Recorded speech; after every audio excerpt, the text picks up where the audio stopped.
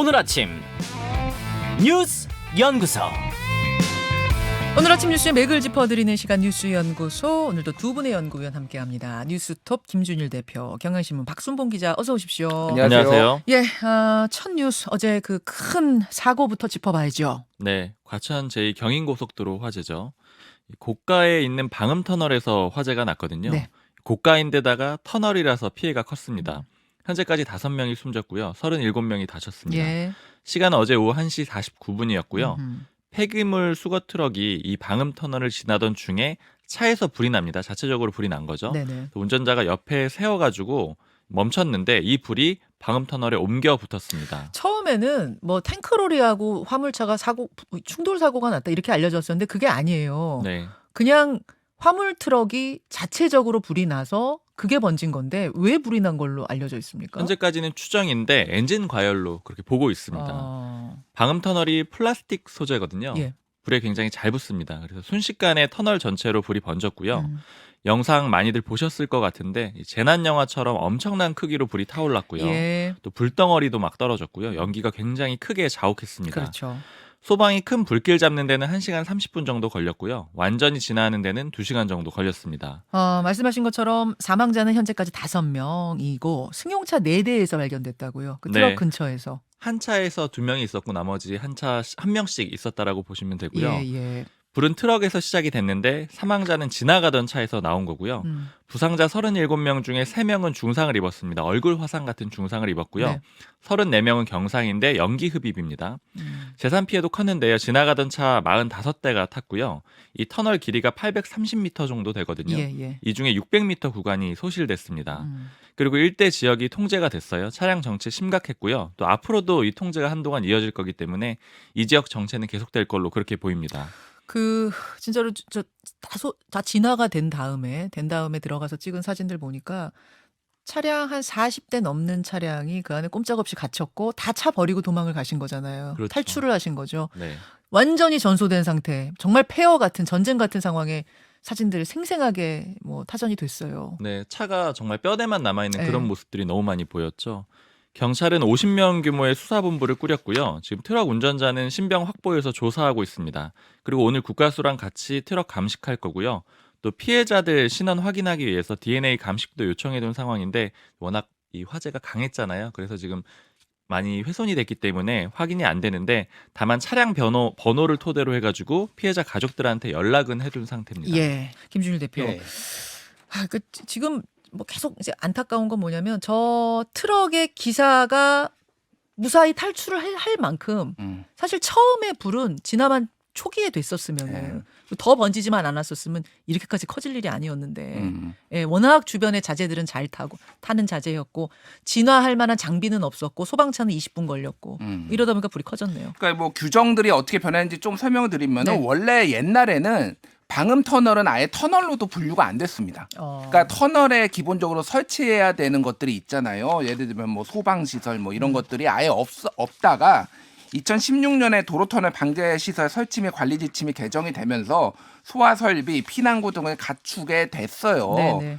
그런데 저 소재에 대해서는 규정이 없어요. 그러니까 불연 소재로 해야 된다 이거는 없으니까. 그리고 그 전에 이미 다 저 방금 얘기했던 아크릴판 네네. 이걸로 다 한 거죠. 그래서 보통 이제 3가지가 있습니다. PMMA라고 하는 방금 그 아크릴판하고 PC라고 불리우는 폴리카보네이트 그리고 강화 유리. 근데 이게 처음에 얘기했던 순으로 가격이 싸고요. 그러니까 근데 처음에 얘기했던 순으로 불에 잘 타요. 그러니까 초반에 지은 것들은 다 저걸로 아크릴판으로 해놓은 거예요. 그래서 2020년부터는 도로공사는 자체 규정으로 네. 더 이상 이제 저거 아크릴판으로 안 만든다라고 했는데 그 이전에 지어놓은 거는 다 아크릴판입니다. 게다가 문제는 이게 민자예요. 민자 고속도로예요. 저거는 그러면 터치할 이제 수가 없네요. 어떻게. 그러니까 어떻게 할 수가 없는 거예요. 그러면 이거를 뭐 바꾸려면은 다 이제 네. 비용을 대줘야 되는 뭐 그러네요. 이런 문제가 있습니다. 근데 차제에 이제 사고가 났으니까 이거를 좀 근본적으로 좀 해야 되는 좀 검토를 해봐야 되는 상황입니다. 알겠습니다. 두 번째 이슈로 가죠.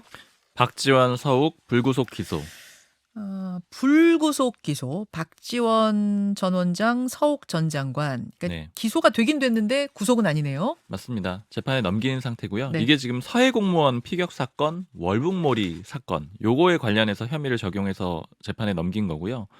큰 그림을 한번 좀 봐야 되는데요. 이제 이미 앞서서 구속이 됐던 서훈 전 청와대 국가안보실장이 있거든요. 예. 검찰은 이 사건의 주범, 즉 최종 책임자로 서훈 전 실장을 보고 있고요. 박지원 전 원장하고 서욱 전 장관은 그 지시를 받은 종범으로 보고 있는 그런 상황이라고 보시면 돼요. 검찰은 서훈 전 실장이 이대준 씨가 피살된 걸 감추려고 했고 또 자진월북으로 단정지어서 다른 기관에 지시를 내렸다고 보고 있거든요. 이 두 사람, 어제 불구속 기소된 두 사람은 그 지시를 받은 사람이라는 거죠. 예. 박지원 전 원장은 이 지시 받아가지고 국정원 내 첩보하고 보고서를 삭제했다 이렇게 검찰이 보고 있고요. 지금 첩보를 몇 건이나 삭제했다고 검찰은 보고 있는 겁니까? 지금 명확하게 밝히지는 않았는데 한 100여 건 정도로 보고 있습니다. 아, 그래요. 서욱 전 장관은요? 서욱 전 장관도 마찬가지로 서 전 실장 지시를 따라서 5,600여 건의 첩보를 삭제했다 이렇게 보고 있거든요. 5,600여 건이요? 네. 그리고 이외에도 다른 혐의도 적용을 했는데 자진 월북했다라는 취지의 허위 보고서를 작성하게 하고 또 허위 발표 자료를 작성해서 배포한 혐의 이런 것도 지금 적용을 한 상태입니다. 예, 예. 검찰이 주범으로 보고 있는 서훈 전 실장 이미 구속돼 있는 상태라고 말씀드렸는데 네. 이제 이거를 검찰이 보고 있는 이유는 북한이 시신 불태운 사실을 알려지면은 남북 관계가 나빠질 거다 이렇게 서 전 실장이 판단해서 사건을 은폐했다라고 보고 있어요. 검찰은 서훈 전 실장을 더 조사를 해가지고요. 지금 자료 삭제 혐의를 더 조사를 할 거거든요. 예. 이 수사를 다 한 다음에 이 전체적인 수사를 마무리할 예정입니다. 예. 박지원 전 원장 어제 페이스북에 입장을 내놨거든요.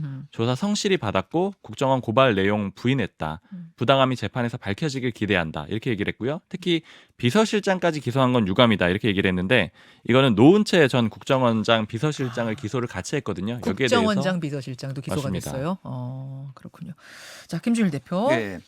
그러니까 처음에 있었던 이 사건과 관련된 논란이 사실 끝까지 이제 마지막까지 좀 해소가 되지 않았다. 결국은 이제 법원의 판단을 구해야 된다 이런 상황이 된 것 같은데, 근데 검찰이 이제 이대준 씨 같은 경우에는 월북이 아니다라고 판단을 했는데 그 근거로 구명조끼를 입지 않았다고 판단을 했어요. 그리고 나중에 입은 거를 이제 휴대하지도 않았고 그거를 그래서 가능성들에 대해서 얘기를 했습니다. 해상에서 떠다니는 뭐 이런 것들을 입었을 가능성. 근데 이것도 검찰의 시각이에요. 그러니까 이거 자체가 그러니까 뭐 한자가 써 있어가지고 그때 뭐 이게 어디서 나왔네 중국 어선이 다시 구조했다가 던졌네 그런데 이거를 가지고 그러면 월북인지 아닌지 여부를 사실은 이것도 알 수가 없는 거예요. 결국 이제 그것들이 쟁점이 될 것이고 예. 정책적인 판단이야 얼마든 할 수 있지만 그 과정에서 왜 첩보들을 유분리 나눠서 삭제했느냐 이제 요게 지금 검찰이 두고 있는 혐의인 거잖아요. 그렇죠. 이제 그거를 이제 소위 말해서 월북몰이를 은폐하려고 했다라는 게 검찰의 시각이고 뭐 이제 서훈이나 이제 박지원의 주장은 이거는 불필요하게 다 볼 필요가 없으니까 적절히 통제를 한 거다. 이게 뭐 그런다고 이 사실관계가 사라지냐 뭐 이게 이제 자, 엇갈리는 요게 거기가 이제 계속, 쟁점인 겁니다. 쟁점이죠. 너 유불리에 따라서 삭제한 거 아니야? 아니다. 그게 아니라 필요한 것들 정리한 것이지 절대 유불리에 따라 삭제한 거 아니다. 이게 이제 엇갈리고 있는 지점. 결국 재판으로 가는 거네요. 결국은 뭐 재판정에서 가려지게 됐습니다. 자, 박순봉 기자. 네. 이게 문재인 전 대통령은 확실히 선을 그었거든요. 어제 검찰이 설명을 하는데 서면 조사도 안 했다. 이런 것도 좀 명확히 밝혔습니다. 즉 문재인 전 대통령은 이번 사건에서 좀 분리시키는 그런 모습인데 이게 좀 왜인지 궁금해가지고 여권 관계자들이랑 쭉 얘기를 해봤거든요. 네. 이제 이건 주장일 뿐이긴 한데 이 대통령 통치행위에 대해서는 좀 처벌을 안 하려고 하는 게 윤석열 정부의 기조 아니냐 이런 해석들이 있어요. 왜냐하면은 이게 나중에 윤석열 대통령에게 부메랑으로 돌아올 수도 있고요. 그리고 이 통치행위에 대해서 처벌한다라는 건 사실은 뭐 귀에 걸면 귀걸이, 코에 걸면 코걸이 이런 게 아니냐. 그래서 요건 좀 선을 긋는 것 같다 이런 해석들이 있습니다. 알겠습니다. 다음 뉴스 하나 더 볼 텐데 이른바 옷장 시신 사건 이렇게 이제 이름이 붙었어요. 네.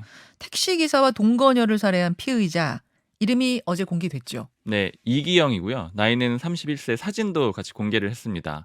어제 경찰이 이 정보공개심의위원회 거쳐서 공개를 결정을 했고요. 저 얼굴입니다. 예. 요건이 충분하다라는 거예요. 범행 수법도 잔인하고 자백도 했죠.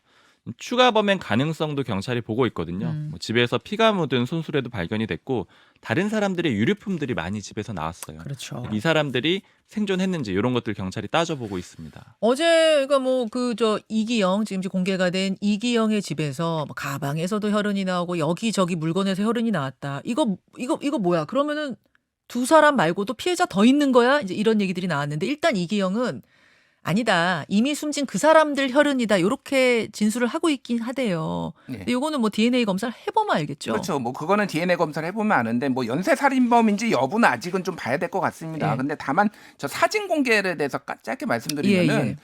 저게 그 운전면허 사진인데 지금 법상으로 보면은 본인이 동의하지 않으면은 현재 사진을 촬영해서 공개를 할 수가 없는 거예요. 아, 저게 예. 지금 이기영의 운전면허사 지금 옛날 사진이라는 소리네요. 옛날 뭐 언제 찍었는지 모르겠어. 근데 뭐 21살 때 운전면허 땄는지 네. 30살 때 땄는지는 알 수 없으나 근데 중요한 건 예. 이기영 얼굴을 본 사람들 얘기가 저 사진하고 많이 다르다는 거잖아요. 아니, 지금. 그러니까요. 그러니까 이거는 법을 개정해야 됩니다. 그러니까 피해자를 보호하기 위해서 얼굴 공개를 하는 건데 아무리 뭐 피해자 인권이 중요해도 이거는 바로 현재 사진을 공개할 수 있게 하는 게 빨리 법이 개정해야 됩니다. 맞네요. 네. 맞네요. 그 뭐 피해자 이기영과 유영철의 이 패턴 예전에 그 연쇄살인 사건의 유영철과 비슷하다. 패턴이 비슷하다. 그래서 더 걱정스럽다. 여죄 여부가 이런 얘기가 지금 계속 나오고 있는 상황까지 전하면서 두 분과는 인사 나누겠습니다. 고맙습니다. 감사합니다. 김현정의 뉴스쇼는 시청자 여러분의 참여를 기다립니다. 구독과 좋아요, 댓글 잊지 않으셨죠? 알림 설정을 해두시면 평일 아침 7시 20분 실시간 라이브도 참여하실 수 있습니다.